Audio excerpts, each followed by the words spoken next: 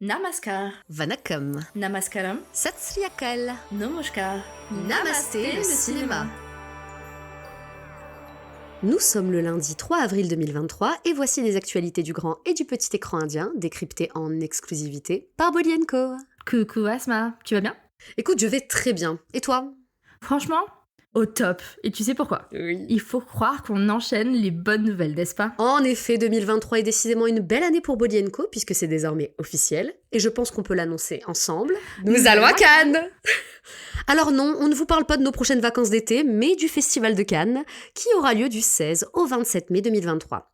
Pour la première fois de son histoire, notre équipe bénéficiera d'une accréditation presse qui nous permettra de vous partager tous les temps forts et les secrets de cet événement à la fois cinéphile et glamour. Moi qui communique sur Cannes pour Bolly & Co depuis plus de 10 ans, qui scrute tous les tapis rouges, toutes les interviews des stars indiennes présentes depuis mon canapé, j'avoue que c'est un rêve qui se réalise. Car être sur place sera juste exceptionnel. Nous attendions les retours pour nos demandes d'accréditation respectives et il y a quelques jours, on nous l'a confirmé.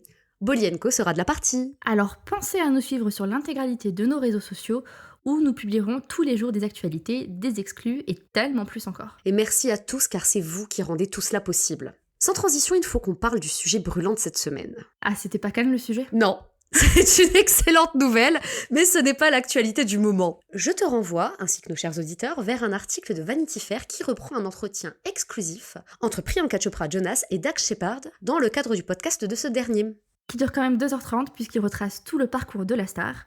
Et pour les plus motivés, le lien sera dispo dans la description et dans la retranscription de ce podcast. Et justement, l'actrice y fait plusieurs révélations qui ont fait grand bruit. Oui, je l'ai vu, enfin, je l'ai plutôt entendu. Elle a voulu corriger Dax sur le fait qu'il qualifiait RRR de film de Bollywood, ajoutant qu'il s'agissait en fait d'un film tamoul. Oh là là là là, la grossière erreur. Car Triple R est un film en langue telougou. Et ça m'étonne d'autant plus de sa part qu'elle a largement soutenu le film juste avant les Oscars. Ajoutons à cela le fait qu'elle ait déjà travaillé avec l'une des vedettes du métrage, à savoir Ram Charan, dans le film Zanjeer qui est sorti en hindi et en telougou. C'est maladroit, mais j'ai du mal à lui en vouloir.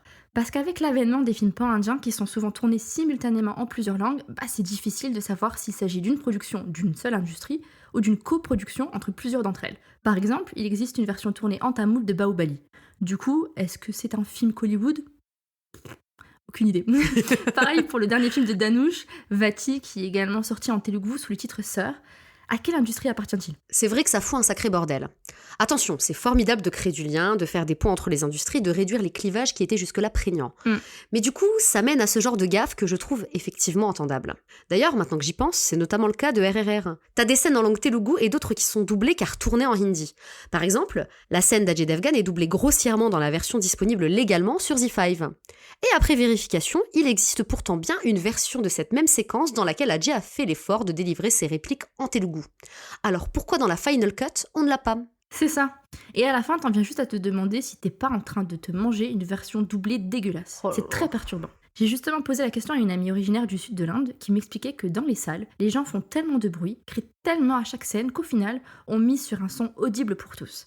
Mais du coup, ça donne lieu à un doublage grossier ou à du sound design assez foireux. Par exemple, il y a le film telougou Yashoda, disponible sur Prime Video avec Samantha en tête d'affiche.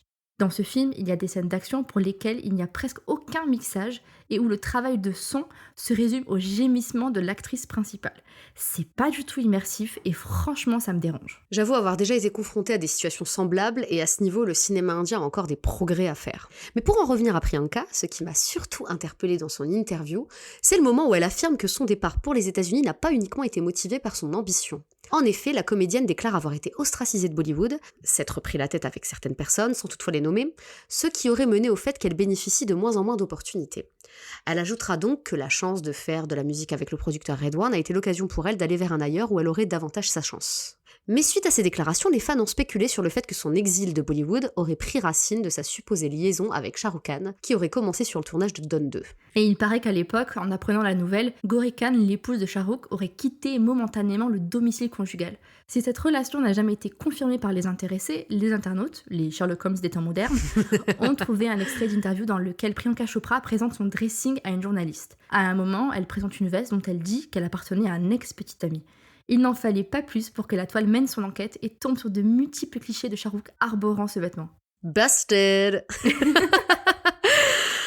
Le chanteur Arman Malik a quant à lui tweeté qu'il avait été dans la même situation, ce qui explique qu'il soit désormais plutôt productif dans le sud du pays.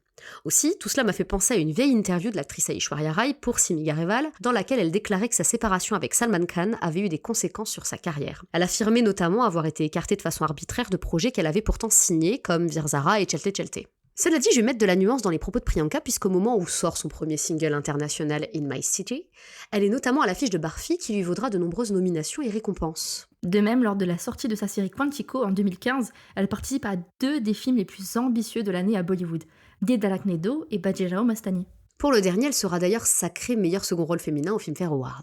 À part ça, quel film peut-on découvrir en ce moment ? Cette semaine, de nombreux films inédits sont à l'affiche, alors soyez prêts à prendre des notes. Découvrez d'abord le film tamoul Patutala, distribué par Net Film. Ensuite, DC Entertainment Paris nous propose les métrages Bola et Vidutalai. Enfin, le distributeur Friday Entertainment n'est pas en reste, puisqu'en plus des séances supplémentaires du classique Dilwale Dulhania Le Jayenge, il propose en salle Dasara, nouveau film de l'acteur Nani. On a donc l'embarras du choix. En SVOD, découvrez ou redécouvrez l'intéressant Ittefaq, disponible sur Netflix depuis le 2 avril, mais aussi United Catché avec Sunil Grover, à voir quant à lui sur Z5 depuis le 31 mars. Notre critique comparative entre Ittefaq et le film du même nom dont il s'inspire est d'ailleurs disponible sur notre site. Sinon Asma, des annonces de projets que nous devons suivre ? Oui, mais avant tout, je porte à votre connaissance, chers auditeurs, le fait que le réalisateur Ayan Mukherjee a annoncé que la suite de Brahmastra devrait sortir en 2026. À ce rythme-là, pour Brahmastra 7, Alia et Ranbir seront grands-parents. De fou! Et moi qui ai suivi le projet depuis sa genèse, je peux vous assurer que la suite n'a jamais été écrite en amont. Et là, ils doivent faire face aux attentes des fans qui pondent des théories plus folles et intrigantes les unes que les autres. Je me demande vraiment ce que va donner cette séquelle qui semble surtout arriver comme une réponse au public. On verra bien, mais je comprends ton inquiétude, d'autant que le premier film était rempli de faiblesses. Ce qui n'est heureusement pas le cas du projet à venir dont je vais vous parler. Car oui, les Cholas sont de retour. En effet, la bande-annonce de Ponniyin Selvan 2 est sortie cette semaine et je suis si impatiente de le découvrir. Pour rappel, Ponniyin Selvan est sans aucun doute le projet le plus ambitieux du maître Mani Ratnam. Adaptation du roman du même nom de Kalki Krishnamurti, ce film en 2 parties compte une distribution dantesque. Parmi eux, on compte l'icône Aishwarya Rai Bachchan, les excellents Karti et Vikram, ou encore la formidable Trisha Krishnan. La première partie, sortie en septembre 2022, a reçu un accueil dithyrambique et a posé de nombreux enjeux que nous avons hâte de découvrir. Elle est d'ailleurs disponible sur Prime Video, tandis que notre critique enthousiaste du film est déjà sur bolyanco.fr.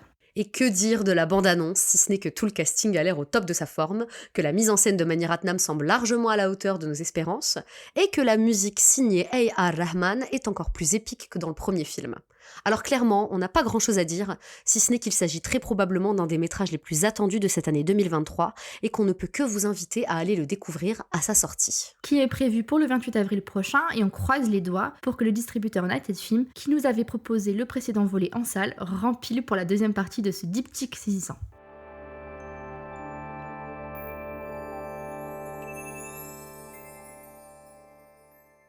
Et c'est tout pour aujourd'hui, merci de nous avoir écoutés. C'est sur la mélodie de Babuji Bhole Bhale de la série Jubilee que l'on se quitte. L'occasion pour moi de vous rappeler que cette création Prime Video avec notamment Aditi Rao Haidari, Apar Shakti Khurana et Vamika Gabi sortira le 7 avril prochain. Mais vous avez compris, ce qu'il faut retenir, c'est qu'on va à Cannes. De fou! बाबूजी भोले भोले दुनिया फरेबी है जी तू भी जरा टेढ़ा होले दुनिया जलेबी है जी बाबूजी भोले भोले दुनिया जलेबी है जी राजा जरा Un grand merci à toutes et à tous, c'était Namasté le cinéma. Si vous avez aimé ce podcast, n'hésitez pas à partager, à liker, à commenter et surtout à vous abonner pour ne rater aucun de nos prochains épisodes. Vous pouvez nous contacter par mail sur bolyancomagazine@gmail.com ou sur www.bolyanco.fr. Mais aussi sur nos réseaux sociaux, à savoir sur Instagram, Twitter et Facebook. Promis, on s'engage à vous répondre rapidement. Nous vous souhaitons une belle semaine. Et à lundi prochain dans Namasté le cinéma.